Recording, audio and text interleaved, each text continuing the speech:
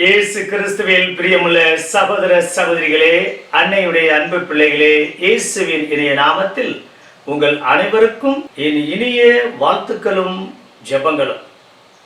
எல்லாரும் நல்லா இருக்கிறீங்களா?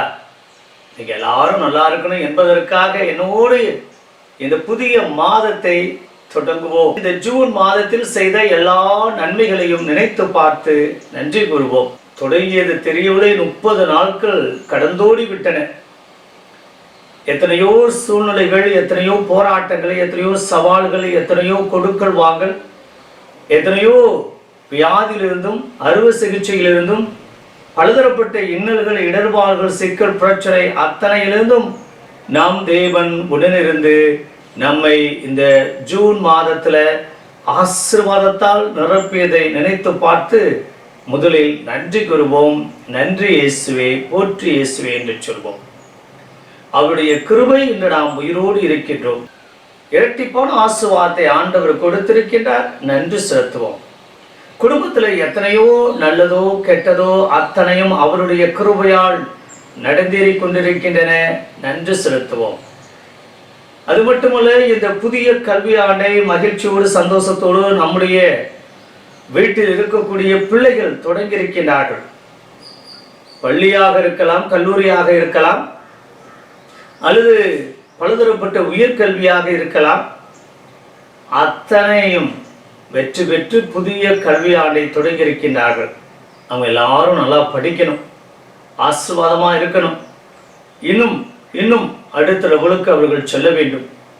ஆண்டவர் ஜூன் மாதத்தில் நம்முடைய வீட்டு பிள்ளைகளை நல்ல முறையிலே படிக்கக்கூடிய அந்த ஆர்வத்தையும் உற்சாகத்தையும், எந்த ஒரு சங்கடம் இல்லாமல், எந்த ஒரு பிரச்சனையும் இல்லாமல், எந்த ஒரு வருத்தமும் இல்லாமல் பள்ளிக்கு கல்லூரிக்கு சென்று கொண்டிருக்கின்றார்கள். ஆண்டவருக்கு நன்றி செலுத்துவோம். நன்றி இயேசுவே, தோத்திரம் இயேசுவே என்று சொல்வோம். இந்த ஜூலை மாதம் முதல் நாளை ஆண்டவர் ஆசீர்வாதமாக நமக்கு கொடுத்திருக்கின்றார். ஆண்டவருடைய அருள், ஆண்டவருடைய இரக்கம், ஆண்டவருடைய ஆசீர்வாதம், ஆண்டவருடைய அபிஷேகம் என்ன என்பதை புரிந்து கொள்ளக்கூடிய ஒரு வாய்ப்பையும் சந்தர்ப்பத்தையும் இந்த புதிய மாதத்தில் மருத்துவமனைக்கு போகாத நல்ல உடல்நலத்தையும் ஆண்டவர் நம் ஒவ்வொருவருக்கும் கொடுக்கின்றார் என்ற நம்பிக்கையோடு இந்த புதிய மாதத்தை நாம் தொடங்குவோம்.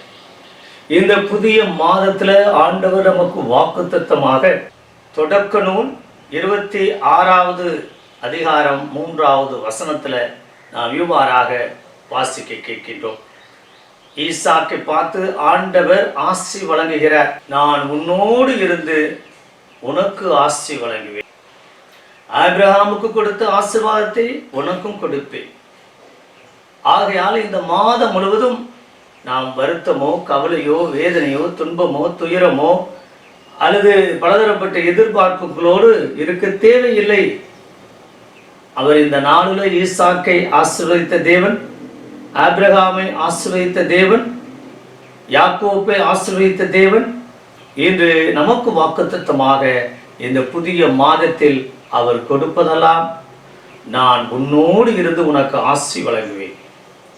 பிரியமான சகோதர சகோதரிகளே, இந்த மாதம் முழுவதும் ஆண்டவர் நம்முடைய காரியத்தில், நம்முடைய படிப்பில், நம்முடைய தொழிலில், நம்முடைய போக்குவரத்தில், நம்முடைய எண்ணங்கள், நம்முடைய இயக்கங்களில், நம்முடைய எதிர்பார்ப்பில், நம்முடைய பிள்ளையுடைய படிப்பில், பிள்ளையுடைய தேர்வில், பிள்ளையுடைய வெளிநாட்டு பயணத்தில் இருந்து உனக்கு ஆசி வழங்குவேன் என்று கூறுகிறார். அவருடைய ஆசீர்வாதம் ஒருபோதும் மறுக்கப்படாது, பறிக்கப்படாது, எடுக்கப்படாது. ஆண்டவருடைய ஆசீர்வாதத்தை யாராலும் குறைக்கவும் முடியாது.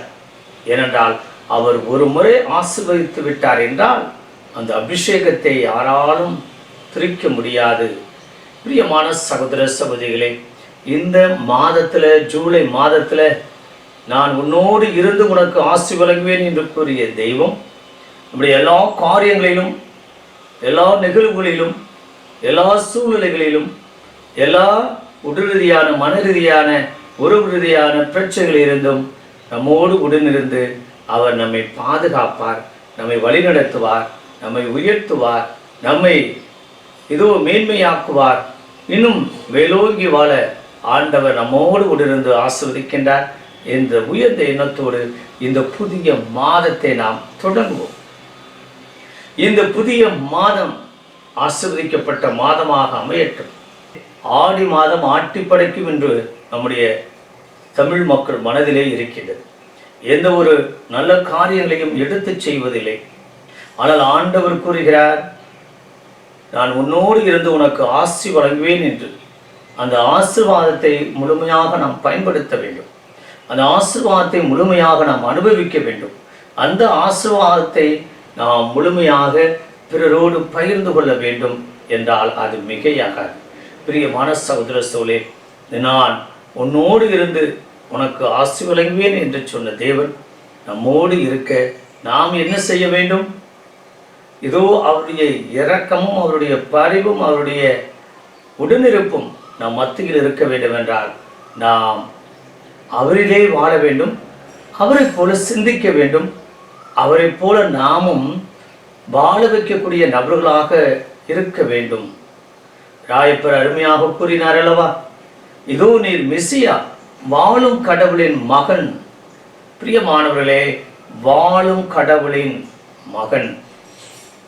அந்த வாழும் கடவுளினுடைய மக்கள் எல்லோரும் வாழ வேண்டும் என்பதுதான் இந்த அருமையான மாதத்துல, இந்த ஜூலை மாதத்துல உன்னோடு இருந்து உனக்கு ஆசி வழங்குவேன் என்று சொன்ன தேவன் நம்மையும் நம்முடைய குடும்பத்தில் இருக்கக்கூடிய நபர்களையும், யாருக்கு இன்னும் அதிகமாக இரக்கம் தேவைப்படுகிறதோ, பரிவு தேவைப்படுகிறதோ, நல்ல உடல்நலம் தேவைப்படுகிறதோ, நல்ல மனநிலை தேவைப்படுகிறதோ, இன்னும் பொருளாதார முன்னேற்றம் தேவைப்படுகிறதோ, அவர்களெல்லாம் ஆண்டவர் உடனிருந்து ஆசீர்வதிக்கும்படி இணைந்து ஜெபிப்போமா.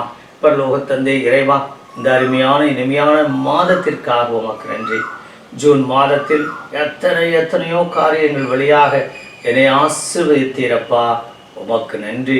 தொடர்ந்து எங்களையும் குடும்பத்தாரையும் கணவனையும் மனைவியையும் பிள்ளைகளையும் பெற்றோரையும் பேரு குழந்தைகளையும் தாத்தா பாட்டியையும் நீர் ஆசீர்வதிக்கும்படியாய் நாங்கள் ஜெபிக்கின்றோம்.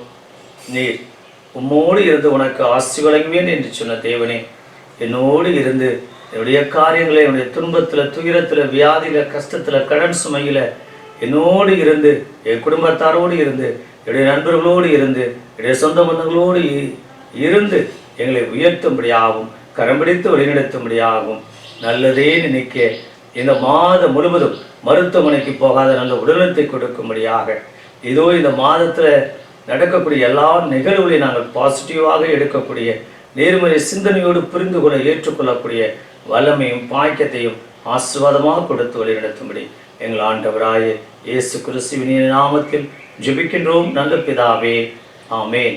Praise the Lord. ஹல்லேலூயா, ஹல்லேலூயா. இயேசுவுக்கே புகழ், மரியே வாழ்க. இந்த மாதம் இனிய மாதமாக, ஆசீர்வதிக்கப்பட்ட மாதமாக அமையட்டும்.